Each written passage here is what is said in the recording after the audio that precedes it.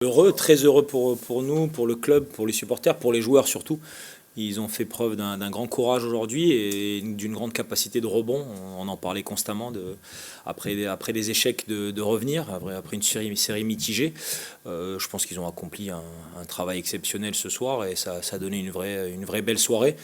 J'espère que ça en appellera d'autres ici à domicile. Et enfin, on arrive à passer la ligne face à une grande équipe. On était resté un petit peu juste devant la porte avec les quelques matchs nuls. Ce soir, voilà, le scénario est idéal. On a cette réussite qui nous fuit un petit peu, qui est revenue d'un coup. Mais les garçons sont allés la provoquer. Est-ce qu'ils t'ont un peu bluffé ce soir? Sincèrement, c'est vrai que de pouvoir marquer 3 buts face à une des meilleures défenses d'Europe, si ce n'est la meilleure, c'est peut-être pas le scénario que j'avais prévu. Mais ils sont bluffants dans leur capacité de se solidariser, de retrouver une cohésion d'équipe, de retravailler ensemble quand il y a des moments un petit peu plus difficiles.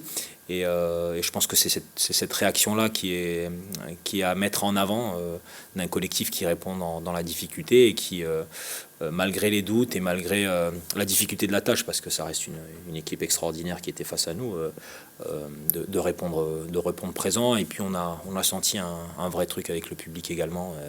Donc belle soirée. Avec des choix forts aussi. La titularisation d'Emmanuel Sabi, ça allait très très fort pour la tribune. Oui. Non, mais comme je l'ai dit, c'est un garçon qui a un profil spécifique, qui a une volonté de travail et un souci du collectif constant.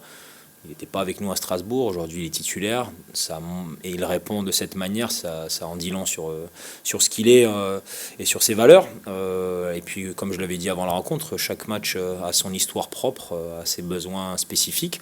Parfois un joueur ne sera pas sollicité parce que le match demandera autre chose, et puis la semaine d'après, ça sera le joueur mis en lumière.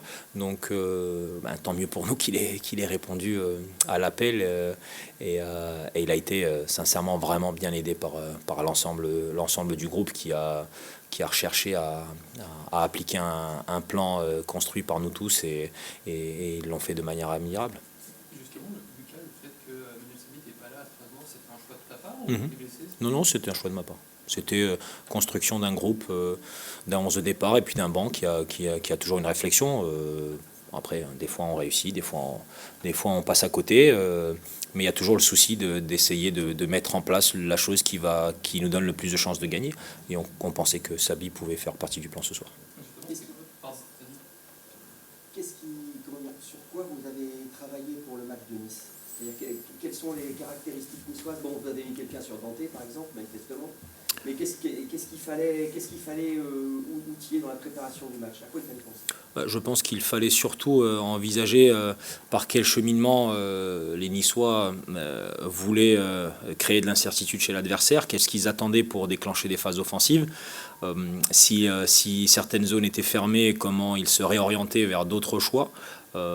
Et ensuite, deviner. C'est une chose de lire la situation, parce que c'est vrai que le jeu niçois a une certaine prévisibilité dans la structure. Par contre, ça ne veut pas dire qu'en sachant à peu près ce qui se passe, que tu vas réussir à le déjouer. Quand je parle un petit peu de réussite, en première mi-temps, on a été très très bon, très discipliné. Mais malgré tout, il y a quand même 3-4 très très grosses occasions. Et si ça rentre à ce moment-là, c'est pas forcément le même match et tu n'as pas l'image que tu as maintenant. Mais là où il faut être bon, c'est réussir à appliquer quelque chose pendant 100 minutes.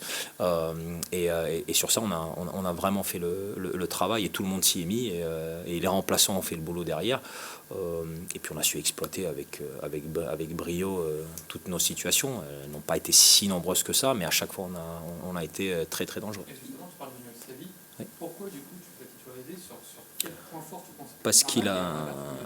Oui. Oui. Pourquoi cette fois-ci tu t'es privé de Daler Kouzaïev, l'envoi de Loïc Touré, qui était titulaire depuis beaucoup de journées? Sabi a un profil extrêmement capable de défendre, d'avoir des super timings de sortie sur le porteur, de retour pour donner un coup de main au latéral, et aussi la capacité athlétique de répéter et de mettre de l'intensité.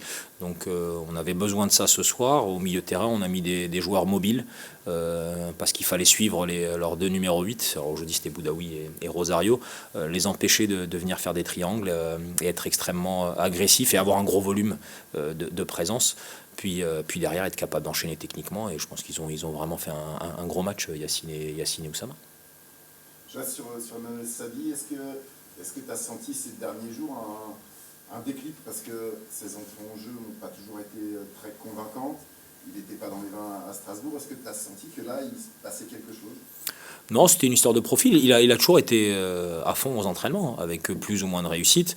On sait comment ça fonctionne hein, pour une équipe et pour un joueur. Quand sur le match, le premier ballon que tu touches, il rentre, ça ouvre toutes les perspectives pour la suite. Et le deuxième but, il vient de là. Il vient de cette confiance d'être là au bon moment et de finaliser. Après, je pense qu'il récolte les fruits d'une implication quotidienne et d'un travail qui ces semaines-là était quand même accentué sur le côté finition.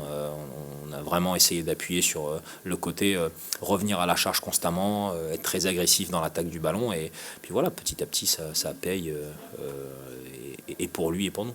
Depuis qu'il est là, tu ne l'as jamais senti lâcher, douter? Non, et c'est pour lui aussi qui découvre ce championnat, qui découvre un pays, c'est quand même un étranger en France, il a besoin de faire ses preuves, et donc parfois ça prend un petit peu plus de temps, mais c'est comme ça qu'on réussit, c'est qu'on est à disposition du groupe constamment, et quand on fait appel à toi, on est prêt à être performant, et c'est ce qu'il arrive à faire.